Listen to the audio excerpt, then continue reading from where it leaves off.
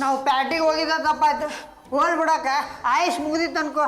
ಸುಮ್ನಿರೋ, ನಿನಗೇನು ಗೊತ್ತು ನನ್ನ ಸಂಕಟ? ಏನಾಯ್ತು? ಯಾರ ಆಯಸ್ ಮುಗ್ದಿತ್ತು? ರೀ ನಾನು ರಸ್ತೆಯಲ್ಲಿ ಬರ್ತಾ ಬರ್ತಾ ಅಯ್ಯ ಬಂದಾಯ್ತಲ್ಲಮ್ಮ, ಇನ್ನೇನು ಬರ್ತಾ ಬರ್ತಾ ಬರ್ತಾ ಮುಂದೆ ಕೇಳು. ಕೊಲೆ ಮಾಡಿಬಿಟ್ಟೆ. ಪಾಂಡುರಂಗ, ನನ್ನ ಪಾರ್ವತಿ ಕೈಯಲ್ಲಿ ಯಾಕಪ್ಪ ಕೊಲೆ ಮಾಡಿದ್ದೆ? ಅಕ್ಕ ಅದು ಕೊಲೆ ಅಲ್ಲ, ಹಣೆ ಬರ. ಗುರುಗಳೇ ಹೇಳಿಲ್ಲೇನೆ? Buy one get one free. ಯಾರು ಸತ್ತು ಅಂತ ಇಬ್ಬರೊಬ್ರು ಬಿಡ್ಸಿ ಹೇಳಿ. ಮಾಮ, ಆ ಮಾರ್ಕೆಟ್ ಹತ್ರ ಮಣ್ಣಿನ ರಸ್ತೆ ಐತಲ್ಲ, ಅಲ್ಲಿ ನಡ್ಕೊಂಡ್ ಬರಾಕತ್ತಿದ್ವಿ, ಅದು ಸತ್ತು ಹೋಗ್ಬಿಡ್ತು. ಯಾರು ಸತ್ರು? ರೀ ಪ್ರಾಣ ಹೋಗುತ್ತೆ ಅಂತ ಗೊತ್ತಿರ್ಲಿಲ್ಲ ರೀ. ಗೊತ್ತಿದ್ರೆ ನಾನು ಅದನ್ನ ತುಳಿತಾನೆ ಇರ್ಲಿಲ್ಲ. ನೀನು ತುಳಿದಕ್ಕೆ ಸತ್ತೋಗ್ಬಿಟ್ರ? ಯಾರಮ್ಮ? ಇರುವೆ ರೀ. ಇರುವೆನಾ? ಹೌದ್ ಮಾಮ, ಸಣ್ಣ ಇರುವೆ ಸತ್ತಿದ್ದಕ್ಕೆ ಯಾಕಪ್ಪ ಇಷ್ಟೊಂದು ಬಿಲ್ಡಪ್? ಅಕ್ಕನ್ ಕರ್ಕೊಂಡು ನಾ ಗುರುಗಳ ಹತ್ರ ಹೋಗಿದ್ದೆ. ಅವ್ರು ಏನ್ ಹೇಳಿದ್ರು ಗೊತ್ತಾ? ಏನ್ ಹೇಳಿದ್ರಮ್ಮ? ಸದ್ಬ್ರಹ್ಮ, ಸದ್ಗುರು, ಸದಾತ್ಮ. ಗುರುಗಳೇ, ಯಾವ ಎರಡು ಆತ್ಮಗಳು ಬರ್ತಾ ಇದೆ? ಒಂದು ಗಂಡಾತ್ಮ, ಇನ್ನೊಂದು ಹೆಣ್ಣಾತ್ಮ. ಆತ್ಮಗಳಿಗೆ ಲಿಂಗ ಭೇದ ಇರಲ್ವೋ ಮೂಡ? ಯಾಕಮ್ಮ ನಿಂತ್ಕೊಂಡು ಹೇಳ್ತಾ ಇದೀಯ? ಕೂತ್ಕೊಳ್ಳಮ್ಮ. ಇವನ್ ಯಾರು, ನಿನ್ ಮಗನ? ನಮ್ಮ ಮಗ ಅಲ್ರಿ, ಈಗ ನಮ್ಮ ಅಕ್ಕ ಇರುವಿ ತುಳಿದ ಸಾಯಿಸ್ಬಿಟ್ಟಾಳ, ಅದಕ್ಕೆ ಆಳಕತ್ತಾಳ. ನನಗ್ ಗೊತ್ತಪ್ಪ. ಅದೇಂಗೆ? ಈಗ ನೀನೇ ಹೇಳ್ದಲ್ಲಪ್ಪ. ನನ್ನ ದಿವ್ಯ ದೃಷ್ಟಿಯಿಂದ ನೋಡಿದ್ದೀನಿ. ನೀವು ನಡ್ಕೊಂಡು ಬರ್ಬೇಕಾದ್ರೆ ಒಂದು ಇರುವೆ ವಾಕಿಂಗ್ ಹೋಗ್ತಾ ಇತ್ತು. ನಿಮಗೆ ಗೊತ್ತಿಲ್ಲದೆ ಅದನ್ನು ತುಳಿದ್ಬಿಟ್ರೆ ಪಚಕ್ಕಂತ ಪ್ರಾಣ ಹೊಟ್ಟೋಯ್ತು. ಆ ಇರುವೆ ಅಕಾಲ ಮರಣದಿಂದ ಈ ಕಡೆ ಭೂಮಿನೂ ಇಲ್ಲದೆ, ಆ ಕಡೆ ಸ್ವರ್ಗ ಅಲ್ಲದೆ ಹೇಗೆ ಒದ್ದಾಡ್ತಾ ಇದೆ ಅಂದ್ರೆ, ನಮ್ ಗುರುಗಳ ತರನೇ. ಈ ಕಡೆ ಸಂಸಾರ ಭಾರ, ಆ ಕಡೆ ಸ್ಮಶಾನ ದೂರ. ಗುರುಗಳೇ, ನಾನು ಬೇಕು ಅಂತ ಕೊಲ್ಲಿಲ್ಲ. ಅದು ಸಣ್ಣ ಇರುವಿ ರೀ, ಸಾಸ್ಮಿ ಅಷ್ಟಿರುತ್ತೆ. ಮೂರ್ಖ, ಮುಟ್ಟಾಳ, ನಂಬಿಕೆ ದ್ರೋಹಿ, ಗುರುದ್ರೋಹಿ, ಮಿತ್ರದ್ರೋಹಿ, ಮದರ್ ದ್ರೋಹಿ, ಸಿಸ್ಟರ್ ದ್ರೋಹಿ, ಮಂಕಿ ದ್ರೋಹಿ. ಇನ್ನು ನನ್ ಕೈಲಾಗಲ್ಲಪ್ಪ. ಇವೆಲ್ಲಕ್ಕಿಂತ ಕಡೆ ಆಗ್ಬಿಟ್ಟಿಯಲ್ಲ ನೀನು. ಅದೆಲ್ಲ ಹಾಳಾಗೋಗ್ಲಿ, ನಮ್ ಗುರುಗಳಿಗಿಂತ ಕಡೆ ಆಗ್ಬಿಟ್ಟಲ್ಲ ನೀನು. ಬಾಯಿಗೆ ಬೆಂಡು ಖರ್ಜೂರ ಹಾಕೊಡ್ಸ್ಮೇಲೆ ನಿಂತ್ಕೊಳ್ಳೋ. ಸತ್ಯಮೇವ ಜಯತೆ. ನೋಡಮ್ಮ, ಇರುವೆ ಚಿಕ್ಕದಿರ್ಬೋದು, ಮನುಷ್ಯನ ದೇಹ ದೊಡ್ಡದಿರ್ಬೋದು, ಆದರೆ ಎಲ್ಲರೊಳಗೂ ಪ್ರಾಣ ಒಂದೇನೆ. ಎಲ್ಲರೊಳಗೂ ಆತ್ಮ ಒಂದೇ ಸೈಜ್ ಇರುತ್ತೆ. ಹೌದಾ ಗುರುಗಳೇ? ಬಲ್ಪು ಸಣ್ಣದಾಗಿರ್ಲಿ ದೊಡ್ಡದಾಗಿರ್ಲಿ, ಅದ್ರೊಳಗೆ ಉರಿಯೋ ಕರೆಂಟು ಒಂದೇ ಕಣಮ್ಮ. ಹಾಗಾದ್ರೆ ಗುರುಗಳೇ, ನಾನು ತಪ್ಪು ಮಾಡ್ಬಿಟ್ನಾ? ತಪ್ಪಲ್ಲಮ್ಮ, ಮಹಾಪರಾಧ, ಘೋರಾಪರಾಧ. ಈ ಅಪರಾಧಕ್ಕೆ ಪರಿಹಾರ ಸಿಗಲಿಲ್ಲ ಅಂತ ಹೇಳಿದ್ರೆ 7 ಜನ್ಮಕ್ಕೂ ಪಾಪ ಸುತ್ತಕೊಳ್ಳುತ್ತೆ. ಇರುವೆಗಳು ಕಚ್ಚಿ ಕಚ್ಚಿ ತಿನ್ನುತ್ತವೆ. ಹಾಗಾಗ್ಬಾರ್ದು. ಪರಿಹಾರ ಹೇಳ್ತೀನಿ, ಆದ್ರೆ ನೆಗ್ಲೆಕ್ಟ್ ಮಾಡಬಾರ್ದು. ನೋಡು, 101 ಬೇರೆ ಬೇರೆ ಇರುವೆ ಗೂಡುಗಳನ್ನ ಹುಡುಕಿ 48 ದಿವಸಗಳ ಕಾಲ ಅದಕ್ಕೆ ಸಕ್ಕರೆ ರವೆ ಹಾಕ್ಲೇಬೇಕು. ಆ ಇರುವೆ ಗೂಡ್ಗೆ ಎಷ್ಟು ಸಕ್ಕರೆ ರವೆ ಹಾಕ್ತಿರೋ ಅಷ್ಟೇ ಸಕ್ಕರೆ ರವೆನ ನಮ್ಮ ಗುರುಗಳಿಗೂ ತಂದ್ಕೊಡ್ಬೇಕು. ಯಾಕೋ? ಸಜ್ಜಿಗೆ ಮಾಡ್ಕೊಂಡ್ ತಿನ್ನಕ್ಕೆ. 101 ಇರುವೆ ಗೂಡು ಯಾರೇ ಹುಡ್ಕೊಂಡು ಹೋಗ್ತಾರೆ? ಇನ್ನೇರಿ ನೀವು? ತುಳಿಯೋದೇನು ಹುಡ್ಕೋದ್ ನಾನಾ? ರೀ, ಈ ಕೆಲಸ ಆಗ್ಲೇಬೇಕು ರೀ. 48 ದಿನ ನಾನು ಇರುವೆಗಳಿಗೆ ಪ್ಲೇಟ್ ಮೀಲ್ಸ್ ಹಾಕ್ಲೇಬೇಕು. 1 ಮೂಟೆ ಸಕ್ಕರೆ, 1 ಮೂಟೆ ರವೆ ತರಿಸ್ಬಿಡಿ. ಪಾಂಡುರಂಗ, ಎದವ್ರ ಅಲ್ಲಿ ನೋಡ್ರಿ, ಇರುವೆ ಅದಾವೆ. ನನಗೆ ಗೊತ್ತು ಇರೋ. ಪಾರು ಆಂಟಿ, ಅಲ್ಲಿ ಇರುವೆ ಇದೆ, ಸಕ್ಕರೆ ಹಾಕಿ. ಏನೋ ಆಟ ಆಡ್ತಿದೀಯಾ? ನಿಮ್ ಚಿಕ್ಕಮ್ಮ ಎಲ್ಲೋ? ನೀನ ಸಾಯಿಸಿದಲ್ಲಕ್ಕ. ಇದಲ್ಲ ಬಿಡು. ಎಲ್ಲ ಒಂದ ಕುಟುಂಬದ ಅಕ್ಕ. ಅಲ್ಲೇನ್ರಿ ಅದಾವ್ರೆ? ಹೌದು. ನಕ್ಕೆ ಸಾಕು. ಇರುವೆ ಗುಡ್ ಹುಡ್ಕೋ. ಅಕ್ಕ, ಇಲ್ಲಿ ದೊಡ್ಡ ದೊಡ್ಡ ಇರುವೆ ಅದಾವ, ಬಾ. ಸಾಕ್ ಬಿಡಪ್ಪಾರು, ನೀನ್ ಎಷ್ಟ್ ಹಾಕಿದ್ಯಾ ಅಂತ ಇರುವೆಗಳಿಗೆ ಗೊತ್ತಾಗತ್ತಾ? ಸುಮ್ನೆ ರವೆ ಎಲ್ಲ ವೇಸ್ಟ್ ಮಾಡ್ಬೇಡ, ನನಗೆ ಕೊಡು, ಮನೆಗೆ ತಗೊಂಡೋಗಿ ಉಪ್ಪಿಟ್ಟು ಮಾಡ್ಕೊಂತೀನಿ. ಅದರ ತಪ್ಪಾಗಲ್ವಾ? ಇಲ್ಲಮ್ಮ, ಈಗ ನಾವು ದೇವ್ರಿಗೆ ನೈವೇದ್ಯ ಅಂತ ಎಷ್ಟು ಕೊಡ್ತೀವಿ? ಇಷ್ಟ ತಾನೆ. ನಾವೆಷ್ಟು ತಿಂತೀವಿ? ಇಷ್ಟು. ಇದು ಹಾಗೇನೆ, ಕೊಡೆಯಲ್ಲಿ. ವೇದವ್ರ, ನಾವು ನಾಳಿಂದ ಬಂದು ಇರುವಿಗೆ ಸಕ್ರೆ ಹಾಕೊಂಡೇನ್ರಿ. ಸುಬ್ಬ, ಸ್ವಲ್ಪ ಹತ್ರ ಬರ್ತೀಯಾ?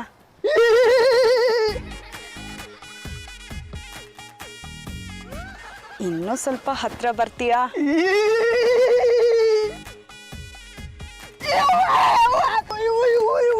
ಸುಬ್ಬ, ಏನಾಯ್ತು? ಇರುವಿ ಕಡಿದಾಗ ಕೊಂದಿದ್ ನಾನು, ನಿನಗ್ ಕಷ್ಟ. ವೈಶಾಲಿ, ನಾನು 48 ದಿನ ಇರುವೆಗಳಿಗೆ ಆಹಾರ ಹಾಕ್ಲೇಬೇಕು. ಕೊಡೆಮ್ಮ. ಇದಕ್ಕೂ ಅದಕ್ಕೂ ಏನೇ ಸಂಬಂಧ? ಇವನಿಗೆ ಇರುವೆ ಕಚ್ಚಿದೆ ಅಂದ್ರೆ ಅದು ಇರುವೆದೇ ಶಾಪ. ದಿನಕ್ಕೆ 2 kg ಸಕ್ಕರೆ, 2 kg ರವೆನಾ? ಒಟ್ಟು 48 ದಿನಪ್ಪ. 1 ಮೂಟೆ ಸಕ್ಕರೆ, 1 ಮೂಟೆ ರವೆ ಎಲ್ಲಿಂದ ತರ್ಲಿ? ನಿನ್ನ ಹೆಂಡತಿಗೆ ಇಂತ ಕೆಟ್ಟ ಐಡಿಯಾ ಕೊಟ್ಟವನ ಯಾರ?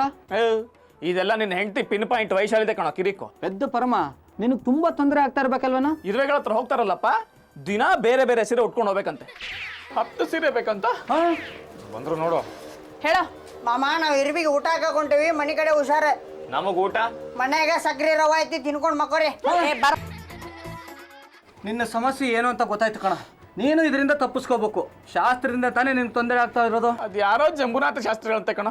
ಇರೋ ಬರೋ ಶಾಸ್ತ್ರ ಎಲ್ಲ ಹೇಳಿ ತೊಂದರೆ ಕೊಡ್ತಾ ಇದ್ದಾರ. ಶಸ್ತ್ರದಿಂದ ಹೊಡಿಬೇಕು. ಶಾಸ್ತ್ರದಿಂದನೇ ಹೊಡಿಬೇಕಣ. ಅಂದ್ರೆ ನೀನು ಶಾಸ್ತ್ರ ಹೇಳಕ್ ಶುರು ಮಾಡ. ನಾನು ಶಾಸ್ತ್ರನ ಅದು ಹೇಗೋ? ಮೊನ್ನೆ ನಾನು 6th ಸೆನ್ಸ್ ಅನ್ನೋ ಸಿನಿಮಾ ನೋಡಿದೆ ಕಣ. ಅದ್ರ DVD ನಮ್ಮ ಮನೇಲಿದೆ. ಅದನ್ನು ತಂದು ಕೊಡ್ತೀನಿ, ಅದನ್ನು ನೀನು ನೋಡು. ಅದರಲ್ಲಿ ಹೀರೋ ಹೇಗೆ ಮಾಡಿದನೋ ನೀನು ಆ್ಯಸ್ ಇಟ್ ಈಸ್ ಹಾಗೆ ಮಾಡು. ನಿನಗೂ 6th ಸೆನ್ಸ್ ಇದೆ ಅಂತ ಜನ ನಂಬಿಡ್ತಾರೆ. ಏನೋ ಮಾಡ್ಲಿ? 100 ದಂಡ ಹೊಡಿಬೇಕು. ಆಗಲೇ ಹೋಯ್ ಹೊಡಿಯೋ.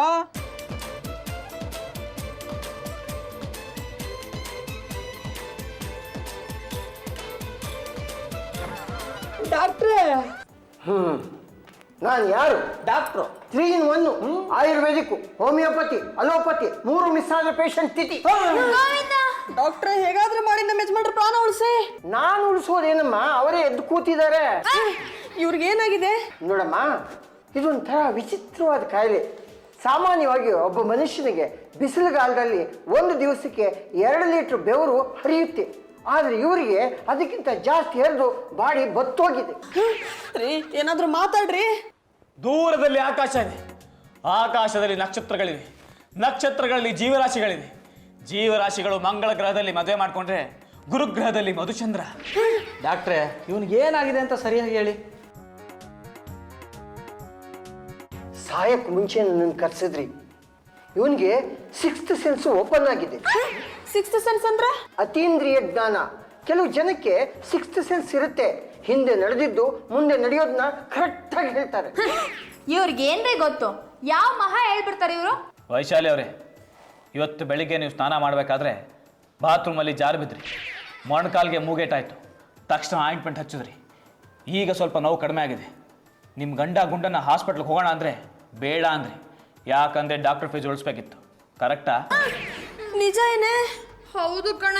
ಅಂದ್ರೆ ನಿಜವಾಗ್ಲೂ ಇವ್ರಿಗೆ 6th ಸೆನ್ಸ್ ಇದೆ. ಹೌದಮ್ಮ, ಇವರಿಗೆ 6th ಸೆನ್ಸ್ ಓಪನ್ ಮಾಡಿದ ಡಾಕ್ಟರ್ಗೆ 1001 ರೂಪಾಯಿ ಫೀಸ್ ಕೊಡಿ.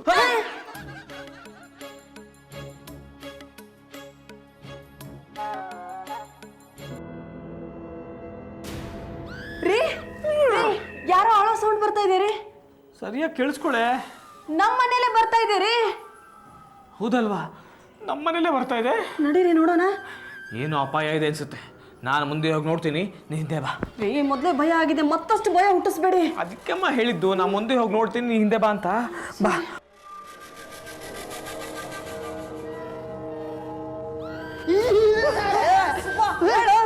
ಯಾರು ಹೊಳ್ತಿದಾರ ನೋಡು. ಹೌದಕ್ಕ, ಯಾರು ಹೇಳಕತ್ತಾರ? ಜಗಳ ಮಾಡತ್ತಾರ. ನೀವು ಬಿಲ್ಲೇರಿ, ನಾನು ಹೋಗಿ ನೋಡ್ಕೊಂಬರ್ತೀನಿ.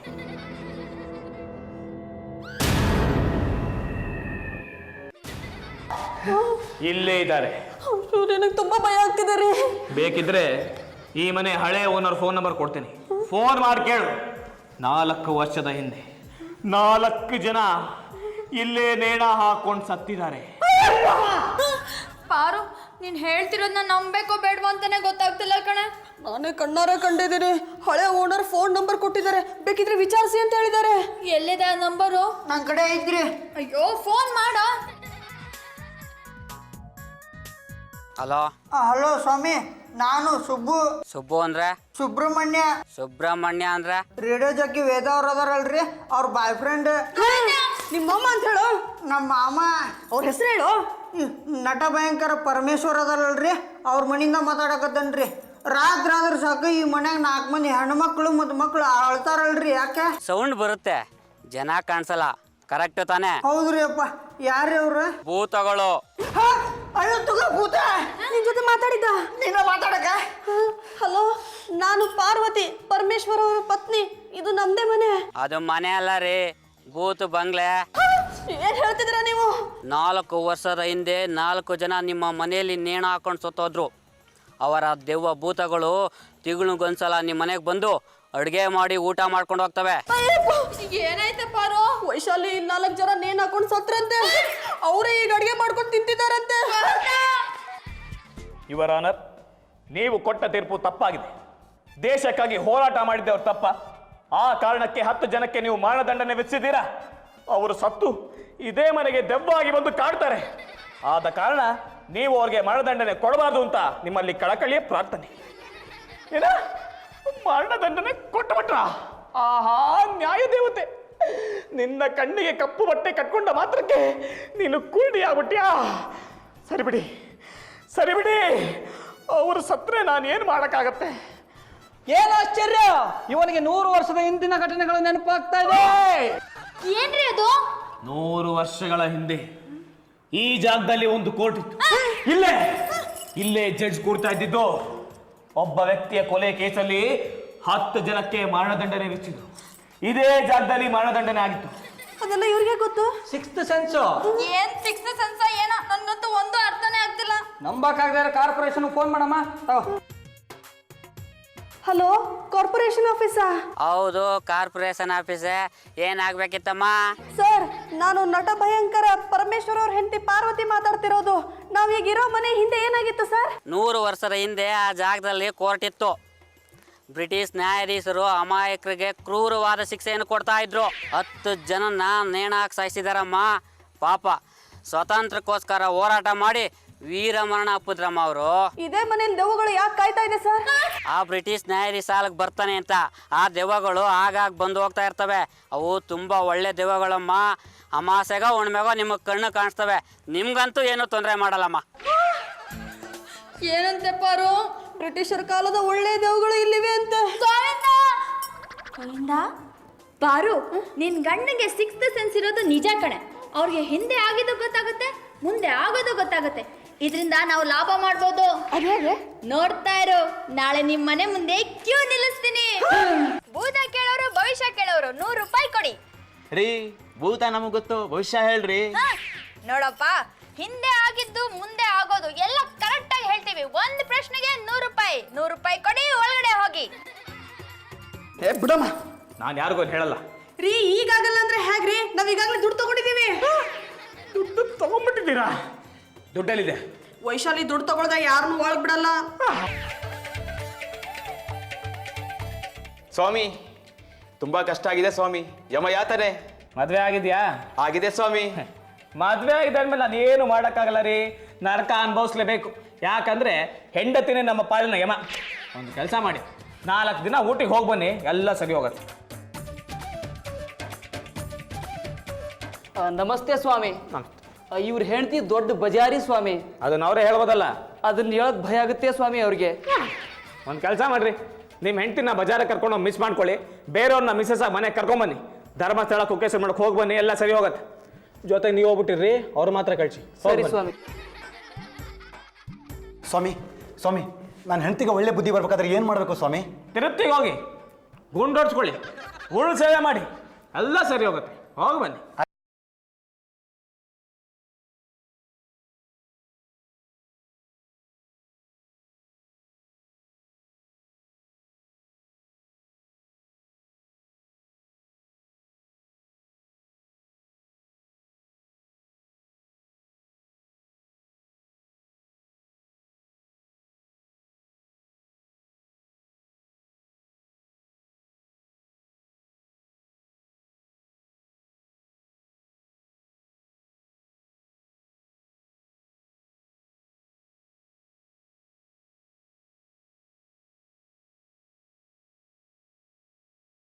ನಮಸ್ಕಾರನಪ್ಪ. ನಮ್ಮ ಮನೇಲಿ ದಿನ ಜಗಳ ಸ್ವಾಮಿಗಳೇ. ಜಗಳಕ್ಕೆ ಏನಾದ್ರು ಒಂದು ಕಾರಣ ಇರಬೇಕಲ್ಲಪ್ಪ. ಮೊನ್ನೆ ಮಾರ್ಕೆಟ್ಗೆ ಹೋಗಿ ಒಂದು ಹಾಸಿಗೆ ತಗೊಬಂದೆ. ಅವಳು ಅಲ್ಲೇ ಹೇಳಲು ತುಂಬಾ ಚಿಕ್ಕದು ಅಂತ. ಆದ್ರೆ ನಾ ಕೇಳಲಿಲ್ಲ.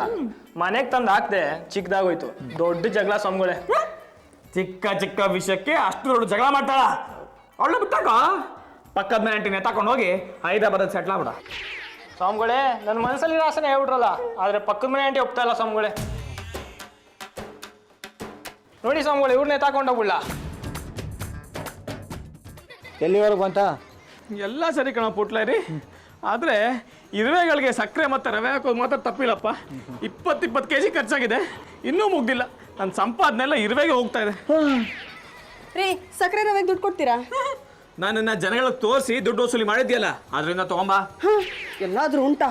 ನೀವು ಕಷ್ಟಪಟ್ಟು ದುಡ್ದಿರೋ ದುಡ್ಡಲ್ಲೇ ಸಕ್ಕರೆ ರವೆ ಹಾಕ್ಬೇಕು ಅಂತ ಗುರುಗಳು ಹೇಳಿದ್ದಾರೆ.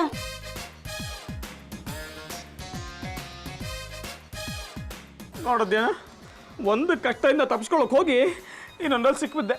ಪೆದ್ದ ಪರಮ, ಊರವ್ರಿಗೆಲ್ಲ ಭವಿಷ್ಯ ಹೇಳ್ತೀಯ. ನಿನ್ನ ಹೆಂಡತಿ ಯಾಕೋ ನೀನು ಹೇಳ್ಬಾರ್ದು? ಹೌದಲ್ವಾ? ಆದ್ರೆ ಅವಳು ನನ್ನ ಕೈಲಿ ಭವಿಷ್ಯ ಕೇಳಬೇಕಲ್ಲ. ಕೇಳಂಗೆ ನಾನು ಮಾಡ್ತೀನಪ್ಪ. ಶ್ರೀಮತಿ ಪಾರ್ವತಿ ಅವರೇ, ಇರುವೆಗಳು ಸೌಖ್ಯನಾ? ಓ, ಒಂದು ನಿರ್ವೆ ಎಷ್ಟು ದಪ್ಪ ಆಗಿದೆ ಗೊತ್ತಾ? ಸಕ್ಕರೆ ತಿಂದು ತಿಂದು ಕೊಲೆಸ್ಟ್ರಾಲ್ ಜಾಸ್ತಿ ಆಗಿರ್ಬೇಕು. ನನಗೆ ನನ್ನ ವ್ರತ ಮುಖ್ಯ. ಇರುವೆನ ಕೊಂದು ಪಾಪದಿಂದ ನಾನು ಮುಕ್ತಳಾಗಬೇಕು. ನಿಮ್ಮ ಯಜಮಾನ್ರ ದಾರಿ ದೀಪ ಕಾರ್ಯಕ್ರಮ ಹೇಗೆ ನಡೀತಾ ಇದೆ? ತುಂಬಾ ಚೆನ್ನಾಗಿ ನಡೀತಾ ಇದೆ. ಯಾರ್ಯಾರಿಗೋ ಭವಿಷ್ಯ ಹೇಳಿದಾನೆ, ನಿಮ್ಗೆ ಹೇಳಿದಾನ? ನೀವು ಇರುವೆ ತುಳಿದ್ರಲ್ಲ, ಅದ್ರ ಬಗ್ಗೆ ಏನಾದ್ರು ವಿಚಾರಿಸಿದ್ದೀರಾ? ಹೌದಲ್ಲ ಪಾರು, ಕೇಳ್ಬೋದಲ್ವೇನೆ? ಒಂದ್ಸಲ ಕೇಳಿ ನೋಡೆ. ಹೌದೌದು, ಕೇಳ್ತೀನಿ. ಹಾಗಿದ್ರೆ ಈಗಲೇ ಕೇಳಿ. ಪಾರು, ನಿನ್ ಭವಿಷ್ಯ ಕೇಳ್ಬೇಕು ಅಂದ್ರೆ ನನಗೆ 100 ರೂಪಾಯಿ ಕೊಡ್ಬೇಕು. ಲೇ, ನನ್ನ ಭವಿಷ್ಯ ಕೇಳಬೇಕು ಅಂತಿರೋದು ನನ್ನ ಗಂಡನ ಹತ್ರ. ಲೆಕ್ಕಾರ ನನ್ನ ಹೆಂಡತಿ ಹತ್ರ. ಕರೆಕ್ಟ್ ರೀ. ನೋಡ್ ಪಾರು, ರೂಲ್ಸ್ ಅಂದ್ಮೇಲೆ ಭೇದ ಭಾವ ಮಾಡಬಾರ್ದು. ಇನ್ನೇನಾದ್ರು ಭೇದ ಭಾವ ಮಾಡಿದ್ರೆ ಇರುವೆಗಳು ಶಾಪ ಕೊಟ್ಬಿಡುತ್ತೆ. ಹಾಯ್ ಫ್ರೆಂಡ್ಸ್, ನೋಡಿದ್ರಲ್ಲ ಹಿಂದೆ ಆಗಿರೋದು ಮುಂದೆ ಆಗೋದ್ನೆಲ್ಲ ನಮ್ಮ ಪತಿ ಪರಮೇಶ್ವರ್ ಊರಲ್ಲಿರೋರ್ಗೆಲ್ಲ ಹೇಳ್ತಿದ್ದಾರೆ. ಇರುವೆನ ಯಾಕೆ ಕೊಲೆ ಮಾಡಿದ್ರು, ಇದಕ್ಕೆ ಪರಿಹಾರ ಏನು ಅಂತ ನಾವು ಕ್ಲೈಮ್ಯಾಕ್ಸ್ ಅಲ್ಲಿ ತಿಳಿಸ್ತೀವಿ. ಅಲ್ಲಿವರೆಗೂ ಇರುವೆ ಕೊಲೆ ಪ್ರಕರಣನ ನೀವು ನೋಡ್ತಾ ಇರಿ ಅಂತ ಹೇಳ್ತಾ ನಾನು ಪಕ್ಕದ ಮನೆ ಹುಡುಗಿ Veda signing off from radio Nada. ಇರುವೆ ಇರುವೆ ಎಲ್ಲಿರುವೆ, ಅಲ್ಲೂ ಇರುವೆ ಇಲ್ಲೂ ಇರುವೆ, ಎಲ್ಲೆಲ್ಲೂ ನೀನೇ ಕೆಂಪಿರುವೆ. ಪತಿ ಪರಮೇಶ್ವರ ಅಲ್ಲ, ಸಾರಿ ಗುರುಗಳೇ. ಭಕ್ತೆ ಬಂಗಾರು, ಸಾರಿ ಸಾರಿ ಸಾರಿ. ಪಾರ್ವತಿ ದೇವಿ, ಸ್ಕೂಟರ್ ಟೈರ್ಗೆ ಸಿಕ್ಕ ಇರುವೆ ತರ ಯಾಕೆ ವಿಲ್ವಿಲ್ಲ ಅಂತ ಒದ್ದಾಡ್ತಿದ್ಯಾ? ನಾನೊಂದು ಕೊಲೆ ಮಾಡಿದ್ದೀನಿ. ನನಗೆ ದೂರ ದೃಷ್ಟಿಯಲ್ಲಿ ಒಂದು ಡೆಡ್ ಬಾಡಿ ಕಾಣ್ತಾ ಇದೆ. ಅದು ಇರುವೆದು. ಆ ಇರುವೆ ಹೆಸರು ಮಧುಬಾಲಿಕಾ. ಅದಕ್ಕೆ ನಾಮಕರಣ ಮಾಡಿದವ್ರು ಯಾರು? ಮಧುಬಾಲಿಕನ್ನು ಅಪ್ಸರೆ ಕನ್ನಿ ಆಕಾಶದಲ್ಲಿ ಹಾರ್ತಾ ಇರಬೇಕಾದ್ರೆ ಭೂಮಿ ಮೇಲೆ ಧರಣೇಂದ್ರ ಎಂಬ ರಾಜಕುಮಾರನ್ನ ನೋಡಿದ್ಲು. ಧರಣೇಂದ್ರ ಏನ್ ಮಾಡ್ತಿದ್ದ? ಎಲೆಕ್ಷನ್ ನಿಂತು ಕ್ಯಾನ್ವಾಸ್ ಮಾಡ್ತಿದ್ದ. ಗೆದ್ನಾ? ಮಧುಬಾಲಿಕೆ ಪ್ರೇಮ ಪಾಶಕ್ಕೆ ಬಿದ್ದು ಮನಸೋತ. ಇವರಿಬ್ಬರ ಪ್ರೇಮ ಸಲ್ಲಾಪವನ್ನ ಕಂಡ ಯಕ್ಷರು, ಎಲೆ ಮಧುಬಾಲಿಕ, ನೀನು ಇರುವೆಯಾಗಿ ಹುಟ್ಟು, ಪಾರ್ವತಿ ಎಂಬ ಹೆಂಗಸು ನಿನ್ನನ್ನು ತುಳಿದು ಸಾಯಿಸುವವರೆಗೂ ನಿನಗೆ ಶಾಪ ವಿಮೋಚನೆ ಇಲ್ಲ ಅಂತ ಹೇಳಿದ್ರು. ಆಗ ಅವಳು ಅನೇಕ ಜನ್ಮಗಳ ಕಾಲ ಇರುವೆಯಾಗಿ ಕಾಲ ಕಳೆದು. ರಾಮಾಯಣದಲ್ಲಿ ಅಹಲ್ಯೆ ಶಾಪದಿಂದ ಹೇಗೆ ಕಲ್ಲಾಗಿ ರಾಮನ ಪಾದಸ್ಪರ್ಶಕ್ಕೆ ಕಾಯ್ತಾ ಇದ್ಲೋ, ಹಾಗೆ ಇವಳು ನಿನ್ನ ಪಾದಸ್ಪರ್ಶಕ್ಕೆ ಕಾಯ್ತಾ ಇದ್ಲು. ನೀನು ಬಂದೆ, ಅವಳನ್ನ ತುಳಿದು ಕೊಂದೆ, ಅವಳ ಶಾಪ ವಿಮೋಚನೆ ಆಯ್ತು. ಮಧುಬಾಲಿಕ, ಏನಿದು ನಿನ್ನ ನೃತ್ಯ? ಕ್ಷಮಿಸಿ ಸ್ವಾಮಿ, ತುಂಬ ವರ್ಷಗಳಿಂದ ಭೂಲೋಕದಲ್ಲಿದ್ದೆ. ಇಲ್ಲಿ ನೃತ್ಯ ಕಲಿತೆ, ಅಲ್ಲಿ ನೃತ್ಯ ಮರ್ತೋದೆ. ಇರ್ಲಿ ಬಿಡೋ ಪರಮ, ಯಕ್ಷಲೋಕದವ್ರಿಗೆ ಈ ನೃತ್ಯ ತೋರಿಸ್ಲಿ. ಕಾಲಕ್ಕೆ ತಕ್ಕಂತೆ ಬದಲಾವಣೆ ಬೇಡವೇನೋ? ಹೋಗ್ಲಿ ಬಿಡ ಮಧುಬಾಲಿಕ, ನಿಮ್ಮ ಲೋಕದಲ್ಲಿ ನೀನು ಐಟಮ್ ಡ್ಯಾನ್ಸ್ ಕಲಾವಿದೆಯ. ಹೋಗಿ ಬಾ ಸುಂದರಿ.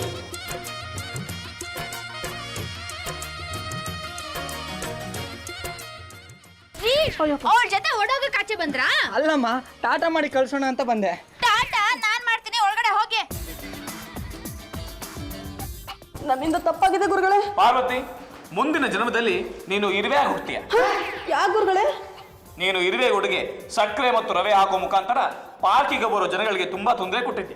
ಜನ ಓಡಾಡೋ ಜಾಗದಲ್ಲಿ, ಕೂತ್ಕೊಳ್ಳೋ ಜಾಗದಲ್ಲೆಲ್ಲ ಇರುವೆ ಬಂದು ಕಷ್ಟ ಇದೆ. ಹೌದು ಗುರುಗಳೇ, ಈಗ ಪಾರ್ಕಿಗೆ ಹೋದ್ರೆ ಕೂತ್ಕೊಳ್ಳೋ ಹಾಗೂ ಇಲ್ಲ, ವಾಕಿಂಗ್ ಮಾಡೋ ಹಾಗೂ ಇಲ್ಲ. ಇಂಥ ಘೋರ ನರಕನ ಸೃಷ್ಟಿ ಮಾಡಿರೋದು ನೀನೆ. ಹೌದಕ್ಕ, ನನಗೂ ಇರುವೆ ಸಿಕ್ಕಾಪಟ್ಟಿ ಕಡೆ ಆಗತ್ತಾವ. ಪಾರ್ಕ್ ಹೋಗಿ ಇರುವೆಗಳಿಗೆ ಸಕ್ಕರೆ ಮತ್ತು ರವೆ ಹಾಕಿ ಲಾಲಿ ಹಾಡೋದ. ಇರುವೆಗಳ ಸಂತತಿ ಉದ್ಧಾರ ಮಾಡಕ್ ಹೋದ್ರೆ ಜನಗಳ ಗತಿ ಏನು, ಪರಿಸರದ ಗತಿ ಏನು? ಹುಟ್ಟಿದ ದೇವರು ಹುಲ್ಲು ಮೈಸೋದಿಲ್ಲ. ಇರುವೆ ಆಗ್ಲಿ ಆನೆ ಆಗ್ಲಿ ತನ್ನ ಆಹಾರನ ತಾನೇ ಹುಡ್ಕೊಳ್ಳೋ ವ್ಯವಸ್ಥೆಯ ಭಗವಂತ ಮಾಡಿದಾನೆ. ಮನುಷ್ಯ ಆಹಾರ ಕೊಡೋ ಪ್ರಯತ್ನ ಮಾಡಬಾರ್ದು. ಕಾಡಿನಲ್ಲಿರೋ ಪ್ರಾಣಿಗಳಿಗೆ, ಹಾವುಗಳಿಗೆ, ಪಕ್ಷಿಗಳಿಗೆ ಯಾರು ಆಹಾರ ಕೊಡ್ತಾರೆ? ಮೂಡೆ.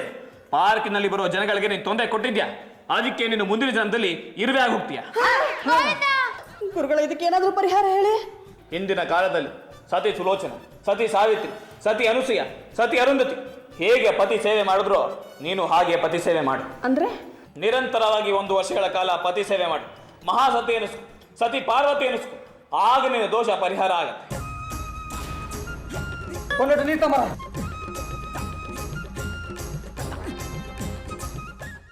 ನಾನು ಎಲ್ಲಿದ್ದೀನಿ? ನಿನ್ನ ಕೈಲಾಸದಲ್ಲಿ ಇದೆಯಪ್ಪ. ನನ್ನ ಪಾರ್ವತಿ ಪಕ್ಕದಲ್ಲೇ ಇದ್ದಾಳೆ. ಪಾರು, ನನ್ನ ಬಂಗಾರು. ನೋಡಿದ್ರ ಪಾರ್ವತಿ ಅವರೇ, ಪರಮನಲ್ಲಿದ್ದ 6th ಸೆನ್ಸ್ ಹೊರಟೋಗಿ ಅವ್ನು ಮೊದಲ ತರನೇ ಆಗಿದ್ದಾನೆ. ಅದೇನೇ ಆಗಿರ್ಲಿ, ಗುರುಗಳಾಗಿ ನೀವು ನನ್ನ ಕಣ್ ತೆರೆಸಿದ್ರಿ. ನಾನು 1 ವರ್ಷ ನಿಮ್ ಸೇವೆ ಮಾಡ್ತೀನಿ.